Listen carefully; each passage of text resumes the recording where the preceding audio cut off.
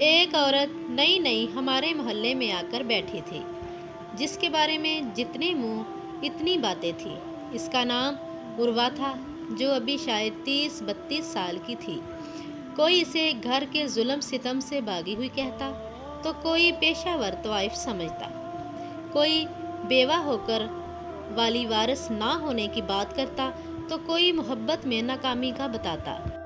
غرض یہ کہ جتنے منہ اتنی باتیں تھیں۔ آفریں ہے کہ مجھ سمیت محلے کے سارے مردوں کو اسے کسی طرح اپنے بستر کی زینت بنانے کی خاطر ہمدردی تھی، مگر قابل داد ہے وہ عورت جو غیر محرم پر بھول سے بھی نگاہ نہ ڈالتی تھی۔ صبح نکلتی اور شام کو اپنے نصیب کا رزق کما کر واپس آ جاتی۔ جب مجھ سمیت گلی کے تمام مرد عروہ کی ہمدردی سمیٹنے میں ناکام رہے تو سب نے منہ پھٹ ہونے کی بنیاد پر عروہ کو بدکار عورت کہہ کر محلے سے نکلوا دیا۔ اپنا سامان سنبھال کر رکشے میں رکھ لینے کے بعد عروہ میرے گھر آئی۔ انتہائی تمیز سے سلام کرتے ہوئے مجھے کہا کہ غیر محرم سے سخت لہجے میرا مذہب دیتا ہے۔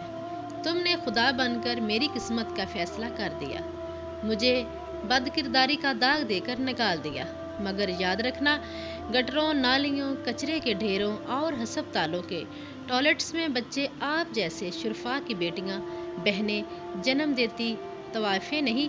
خود سوچنا کہ بد کردار کون ہے۔ طوائفیں معاشرے میں جیسے شرفا پیدا کرتے۔ میری اللہ سے تمہارے لیے بد دعا ہے کہ تم نے بنا ثبوت کے مجھ پر تہمت لگائی ہے۔ یہ قرض تم اپنے گھر سے اتارو۔ کمال ضبط کے ساتھ عروہ اپنے آنسو روکتے ہوئے رکشے میں بیٹھی اور نکل گئی، مگر میرا سکون چین لے گئی۔ اللہ نے مجھے بیٹی سے نوازا۔ میں عروہ کی بات کو بھول کر آگے بڑھ گیا اور زندگی کی مصروفیت نے مجھے اتنا مصروف کیا کہ میں سمجھ ہی نہ پایا کب میری بیٹی جوان ہوئی، کب اس نے اللہ کی بنائی حدود کو کراس کر لیا۔ مجھے تب پتہ چلا اس نے کسی کی ناجائز اولاد کو کوکھ سے نکالنے کے لیے ابارشن کروایا اور اس ابارشن میں بہت ساری پیچیدگیاں بن گئیں، یہاں تک کہ میری بیٹی دوبارہ ماں بننے کے قابل نہ رہی۔ یہ ساری بات معلوم ہوتے ہوئے بھی میں نے ایک بار پھر سے بے ایمانی سے کام لیا اور بیٹی کو ایک شریف انسان کے ساتھ بیاہ دیا، مگر جب 2 سال تک بھی کوئی امید نہ لگی تو انہوں نے ڈاکٹر کو دکھایا۔ ڈاکٹر نے میری بیٹی کا ماضی ان کے سامنے رکھ دیا اور یوں میری بیٹی کو طلاق کے بعد دوبارہ میری دہلیز پر آ گئی۔ جب میں نے اپنی بیٹی پر بد کردار ہونے کی مہریں لگتے دیکھیں تو مجھے عروہ کی بات یاد آئی۔ میں نے بہت ڈھونڈا کہ عروہ سے مل کر معافی مانگ سکوں، مگر تقدیر کو یہ منظور نہیں تھا۔ میں نے بیٹی کا دوبارہ نکاح کیا، مگر طلاق ہو گئی۔ تیسری بار میں نے بیٹی کو نکاح کے لیے مجبور کیا تو وہ خودکشی کر گئی۔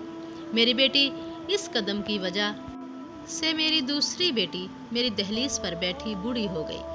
میری بیوی اپنی چھوٹی بیٹی کی رخصتی کا خواب آنکھوں میں سجائے دنیا سے رخصت ہو گئی۔ میں بھی اپنا دماغی توازن کھو چکا ہوں۔ کئی بار پاگلوں کی طرح لوگوں سے عروہ کا پوچھنے لگتا ہوں۔ یہ صرف میری کہانی نہیں، میرے 2 اور ساتھی بھی اس آزمائش سے گزرے ہیں، مگر مجھ میں اب کسی کی بات کرنے کی ہمت نہیں ہوتی۔ لوگوں میں آپ سے کہنا چاہتا ہوں، مظلوموں، بے بسوں، یتیموں، بیواؤں اور طوائفوں کا بھی اللہ ہوتا ہے۔ کسی پر ظلم کر کے قہر الہی کو آواز نہ دینا۔